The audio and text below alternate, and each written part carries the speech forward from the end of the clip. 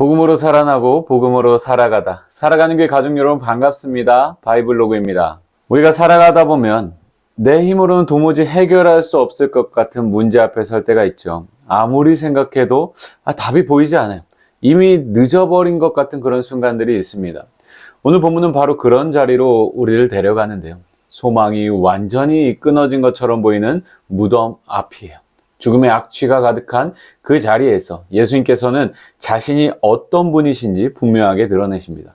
오늘 우리가 함께 살펴볼 말씀은 요한복음 11장 38절부터 46절까지의 말씀입니다. 당시 유대인들은 시신을 동굴 형태의 무덤에 안치했어요. 그리고 무덤의 입구는 굉장히 큰 돌로 막아두었습니다.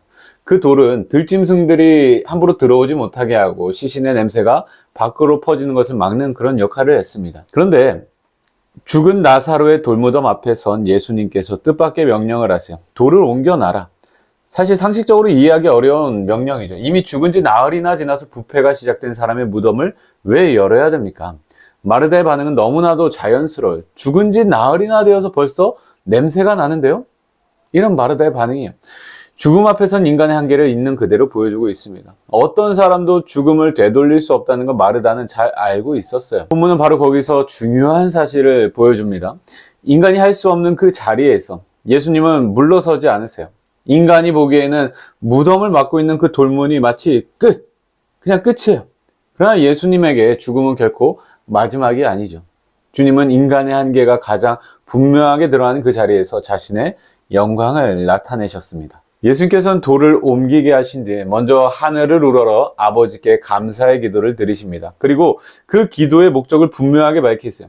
둘러선 무리로 하여금 예수님이 하나님께서 보내신 분이심을 믿게 하려는 것이었습니다. 다시 말해서 이 기적은 단지 한 가정, 그 한 가정의 슬픔을 해결하는 차원에 머무르지 않는다는 거예요. 예수님이 누구인지를 드러내는 표적이었습니다. 예수님은 단순히 위로를 주는 분이 아니라 하나님께로부터 보내심을 받은 생명의 주가 되십니다. 기도를 마치신 예수님께서 큰 소리로 외치십니다. 나사로야 나와라! 죽은 자를 향한 창조주의 명령을 보고 계십니다. 사망의 권세를 흔드는 생명의 선언이었어요. 사람은 죽음을 보면서 울 수는 있어도 그 누구도 죽음을 향해 명령할 수는 없습니다. 그러나 예수님께서는 다르시죠. 그분의 말씀은 단순한 위로가 아니라 실제로 생명을 일으키는 말씀입니다. 그리고 놀라운 일이 일어나는데요. 죽었던 나사로가 수족을 배로 동인 채 무덤 밖으로 걸어 나옵니다.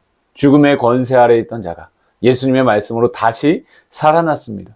죽음이 확정되었고 부패도 이미 진행됐는데 예수님의 생명의 능력을 막을 수가 없었죠. 살아가는 교회 가족 여러분, 우리는 오늘 이 본문을 읽을 때 나사로의 이야기를 단지 과거의 기적사건으로만 보아서는 안 됩니다.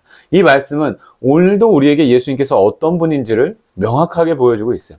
그분은 죄와 사망의 권세에서 우리를 건져내어 새로운 생명을 허락하신 은혜의 주님이십니다. 그리고 이 시간 우리의 삶에도 무덤 같은 자리가 있죠. 답이 없어서 이미 끝났다고 생각하는 각자의 영역들이 있을 거예요. 그러나 복음은 바로 그 자리에서 시작됩니다.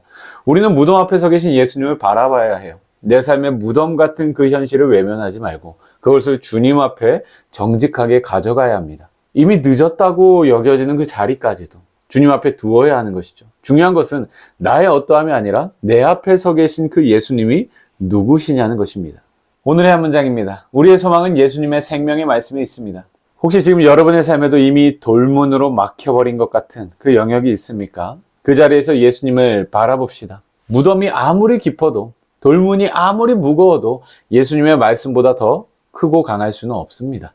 주님은 죽은 자를 부르시고 그 부르심 속에 생명을 허락하시는 분이십니다. 그렇기 때문에 오늘 하루 여러분의 시선을 어떤 문제에 두기보다 어떤 장애물에 두기보다 주님의 권위에 두시길 권면합니다. 그리고 끝났다고 여겼던 자리에서 여전히 일하시는 주님을 바라봅시다. 예수님은 무덤 앞에서도 하나님의 영광을 드러내시는 분이시고요. 죽음 가운데에서도 생명을 명하시는 분이십니다. 오직 예수 그리스도를 붙들고 오늘도 믿음으로 살아가시는 여러분 되시길 주님의 이름으로 축복합니다. 살아가는 교회 가족 여러분, 오늘도 복음으로 살아갑시다.